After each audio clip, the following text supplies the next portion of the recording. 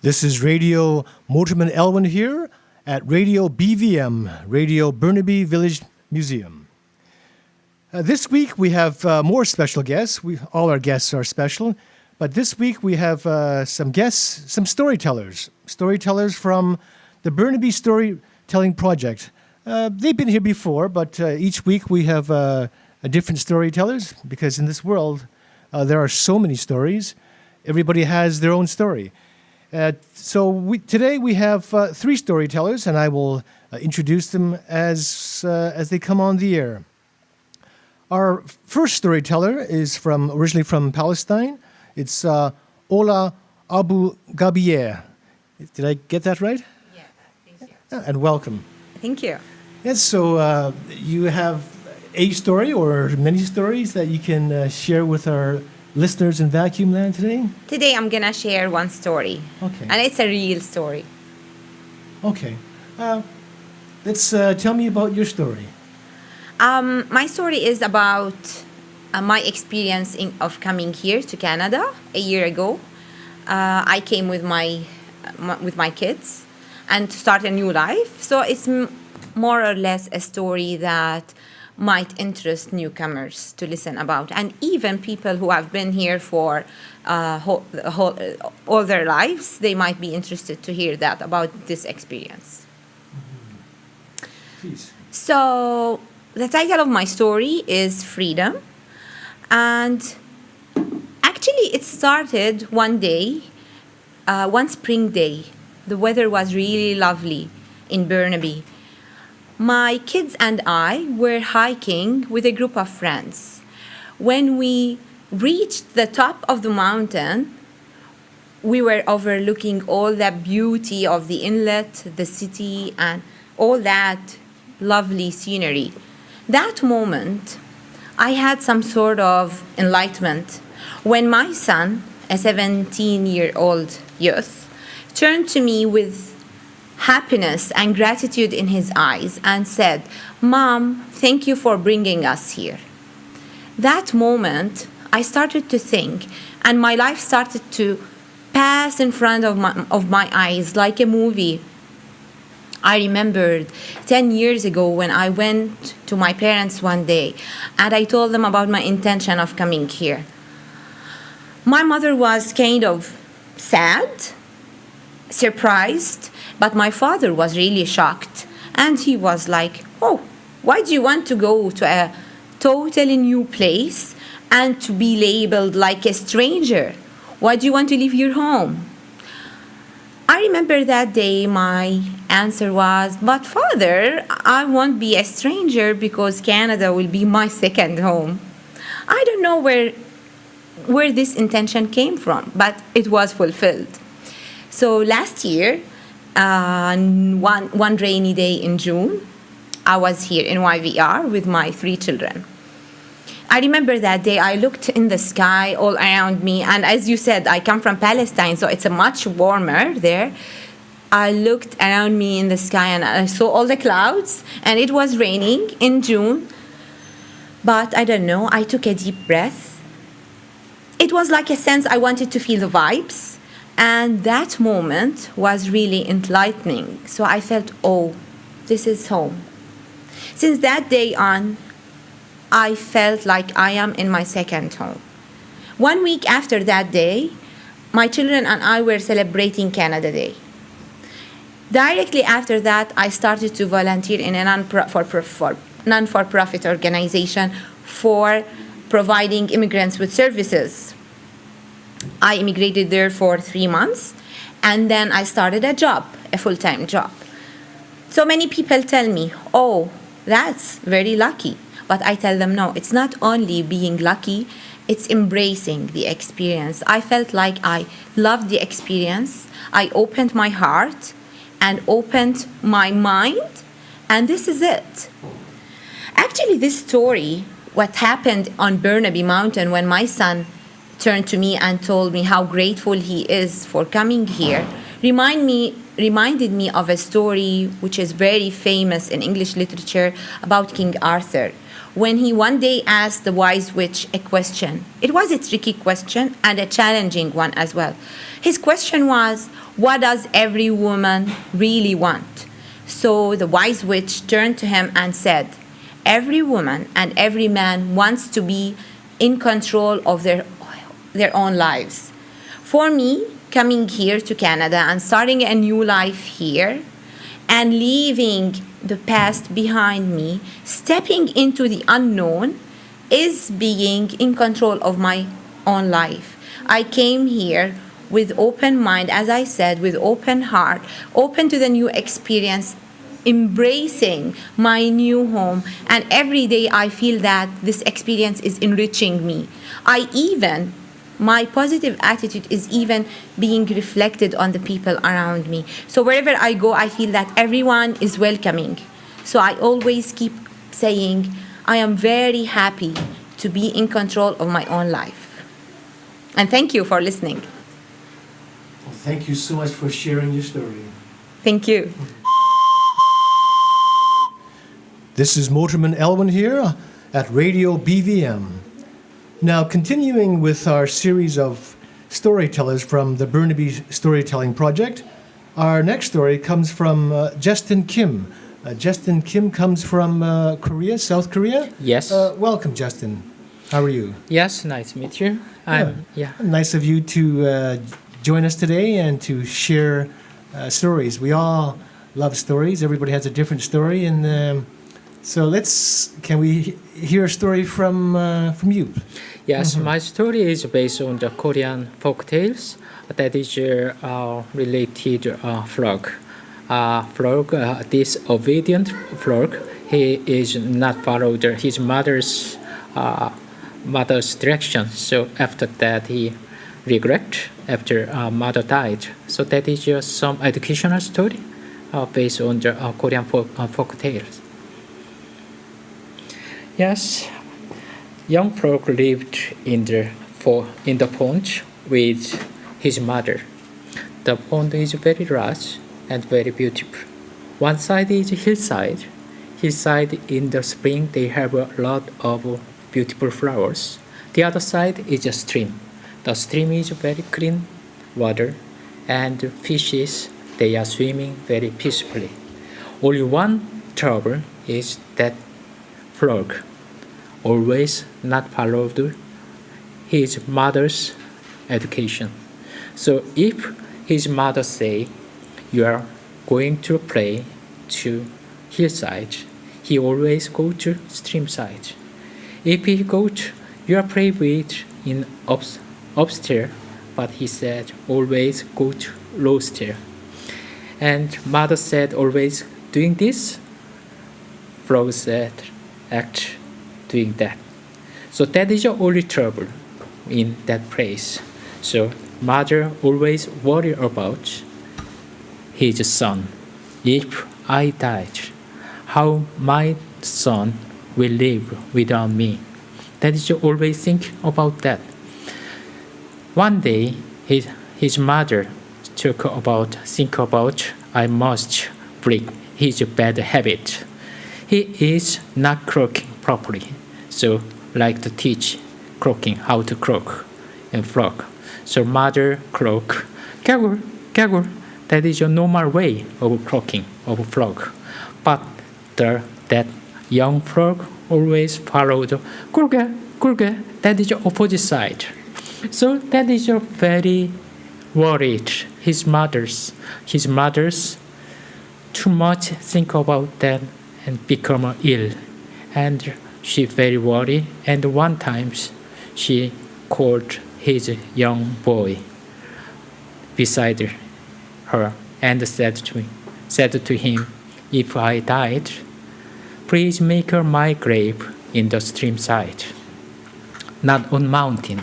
Why? Because mother know if I say make my grave on mountain, he did make my grave in stream side.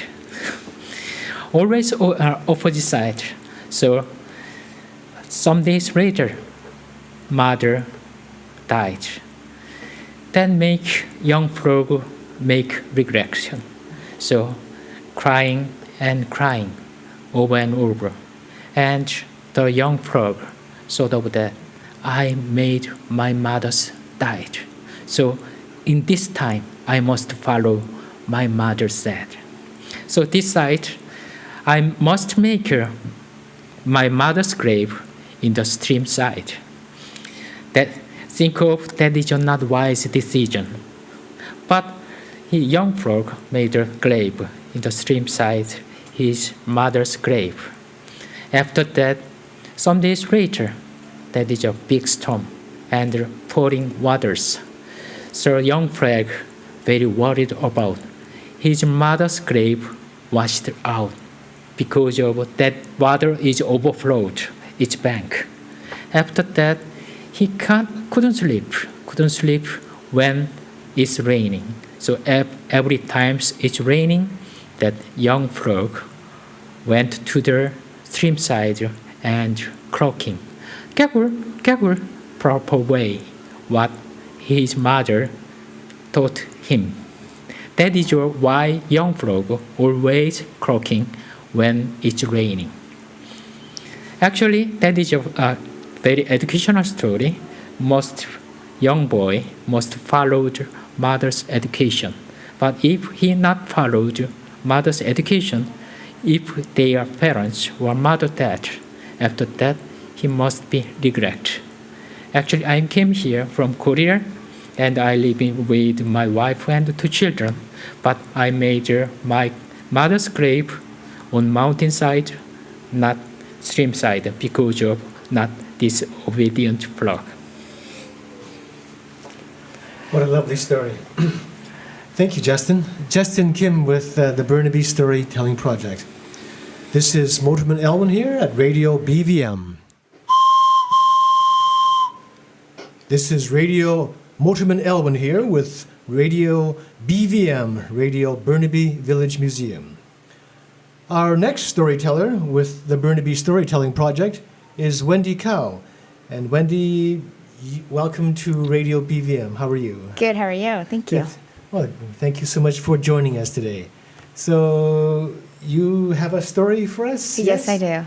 All right, it'd be wonderful if you could share your story with us, please. Okay, so today I'm sharing a story that happened at my workplace. I'm working at the financial service industry, so every day I get to meet a lot of people. Especially the place and the location I work at, I get to talk to people from around the world. There are many people. There are people from India, China, or Middle East, or people from Europe, Africa, South America, you name it. Every time, if I try to pronounce their names, it all turns into funny conversations. So they will say, close enough, or try it again. Sometimes they will tell me their stories or their background, sometimes they don't. But every day, I look forward to meet people around the world and listen to their stories. So one sunny afternoon, I remember it was a very busy day. People were lining up, waiting to be served. You see kids running around, laughing, and playing at kids' area. You could hear money coming in and out of a cash machine. You could also hear people chatting and complaining about their day. And there was I, waiting for next person telling me his or her own adventure of the day. Then I saw this familiar face. She's waiting in line. I smiled at her, and she did the same thing too. I remember her. I was trying to remember her name. I helped her before. She always come alone and was dressed up as traditional clothes. She doesn't speak English at all, but somehow we connected. Every time, we just use simple words and body language, and they all worked out fine. It's amazing how people can understand and communicate with each other just by body language. Then she came to me.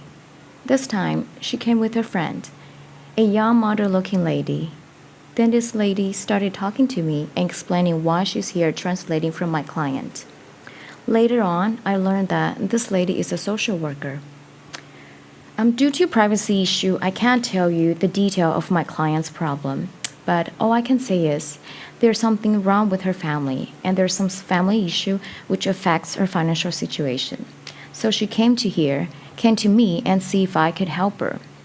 So after a while, I understood the whole situation and found out a specialist for her to solve her problem. I also told the social worker to translate for me and tell her that, don't worry, everything will be fine. Before they left, my client looked at me and smiled, and I could tell how much she appreciated my help from her face and from the bottom of her heart. Then I smiled too. At that moment, we connected again. So the reason why I'm telling this story is that the whole story makes me realize how lucky and thankful I am to live in this country. We not only enjoy the beautiful scenery of the environment, we have mountains, beautiful like beaches, clean water, but most important part is we also live in this democratic country with ample opportunities and gender equality. Women here, we have freedom of speech. We have the right to vote, even run for elections. Or like me sitting here telling you my story and sharing my thoughts. However, there are women in some part of the world didn't get a chance to vote or even get a right to say no. In some worst case, women still seen as an items or dependent to their families and their men. And I'm glad that I got to meet this client and help her with her issues, because in Canada, whenever she encounters any problems, there are always people she can turn to and help her to go through her problem. Whereas back in her own country, she might not have the chance to solve her problem. I really appreciate the freedom I got in this country, and hopefully I got to help more people like her in the future. And that's my story. Wonderful. What a wonderful story. Well, thank you for sharing your story with us, Wendy Cao, Thank working you. from Taiwan. So you've been listening to stories from the Burnaby Story Project. This is Motorman Elwin here.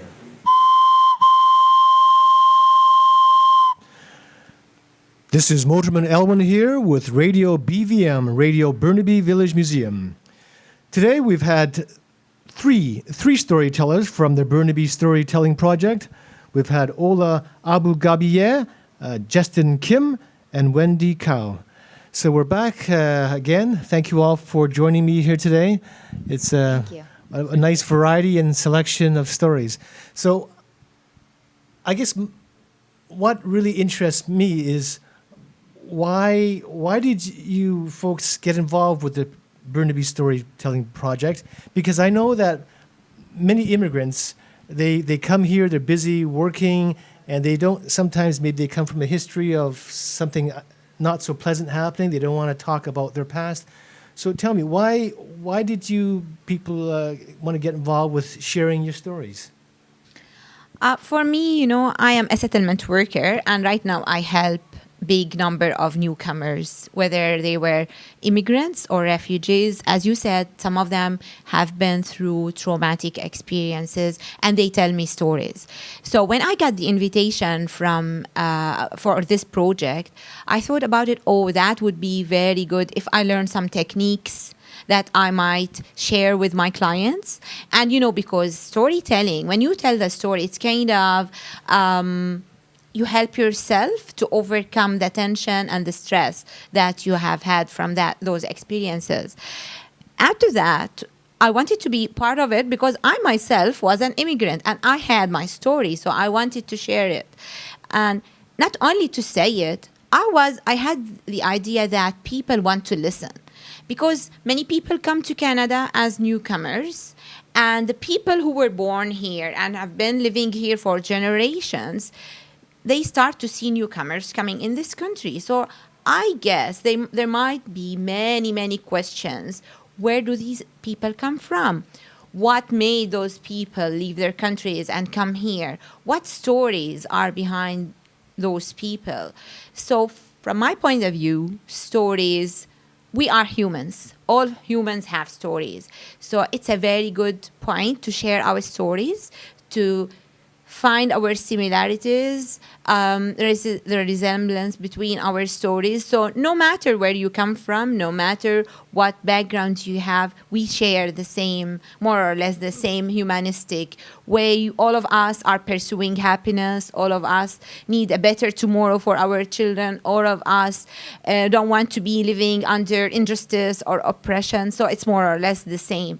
So the more we tell our stories, the more we feel connected, and the community that we live in is connected with us.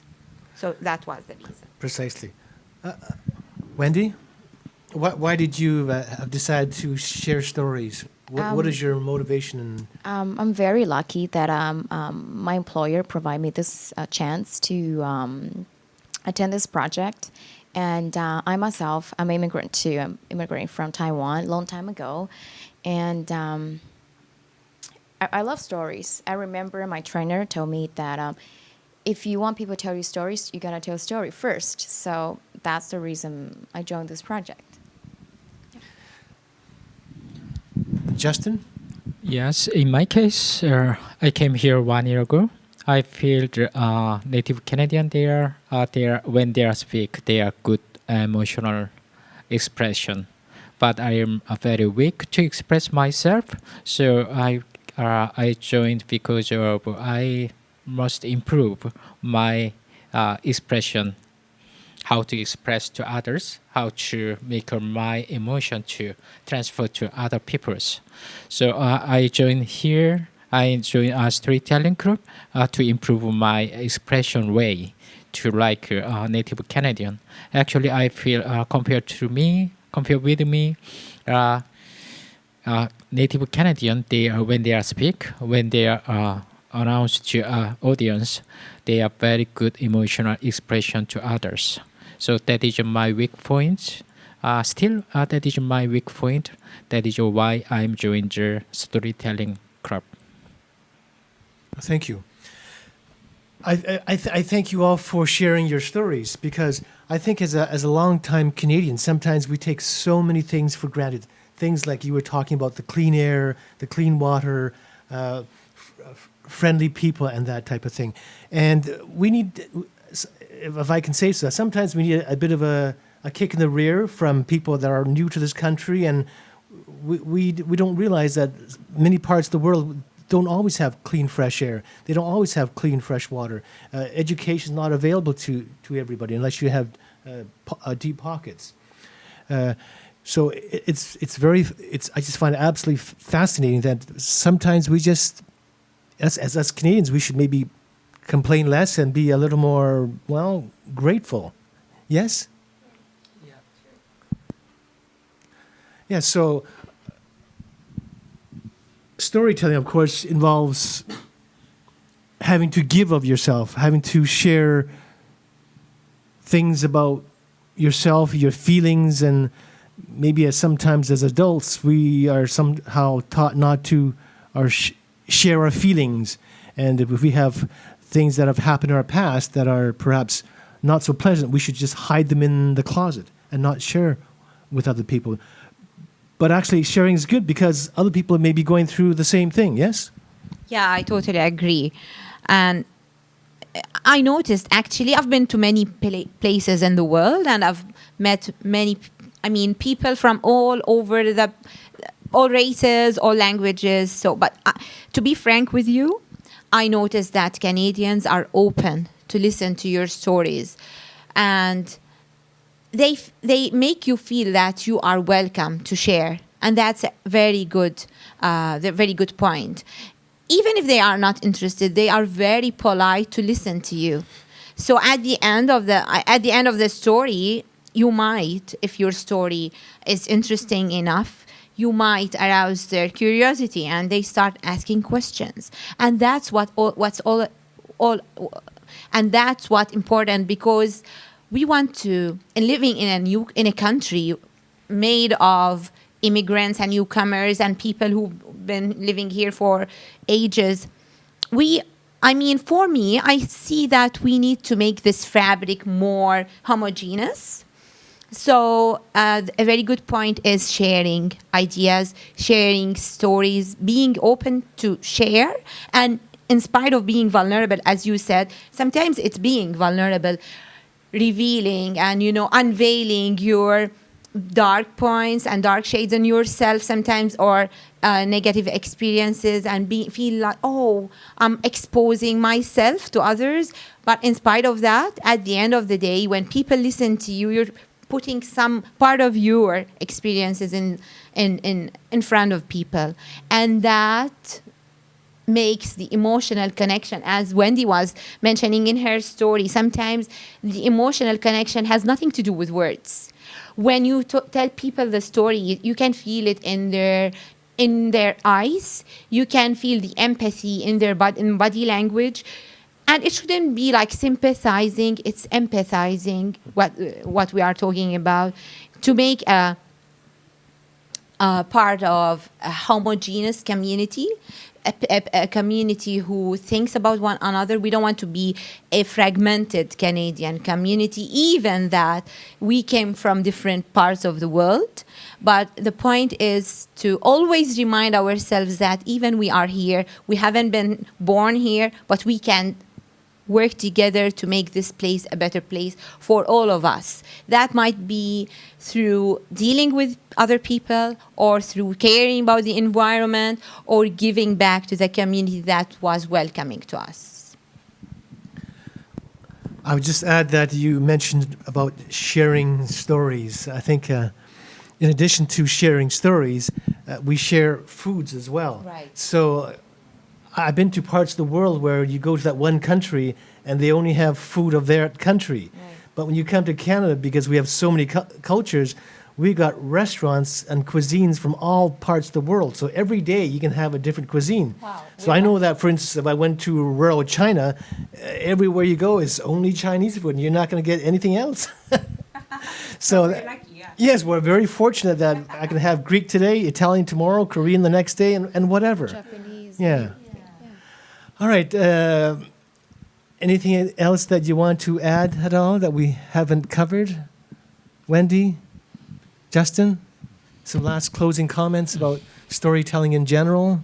Things you Yes, like to- when I joined storytelling, actually that is a very good experience. I talk with other peoples. They are from the several countries, not one countries, and everybody has just some another stories, another fortune tale, and another their based on their another countries, their another cultures. That is a good experience to share the another experience and another culture. And also storytelling story, they are very encouraging. We are when we speak in front of the peoples, public speaking make me some nervous, and that is just some hesitating to people. But they said you try, and normally audience is very generous. So even though you make some mistake, that is your chance to improve yourself, your speaking. So that is a very good experience to encouraging me. And yeah, anyway, that is just some improve after join the storytelling club. I couldn't have said it better myself. And Wendy, some final comments, thoughts at all about storytelling in general? And I'm just very fortunate to join this project, and during the training time, I find myself very open to tell people how I feel and sharing my stories. And I'm really glad I meet a lot of people and friends, and also the trainer. And thank you for giving this opportunity to join and have share my story at this radio station. well, the pleasure's Thank you. all ours. Well, I think that's a fantastic way to end our session today. So I've been in conversation with 3 storytellers from the Burnaby Storytelling Project. We've had Ola Abu Gabouye, is that right? Yeah. And Justin Kim and Wendy Kao. So I thank you so much, and hopefully we'll have more opportunities in the future to share stories. So again, thank you. Again, well, thank you all so much. Again, this is Radio BVM, and I am Motorman Elwin here, signing off for another edition.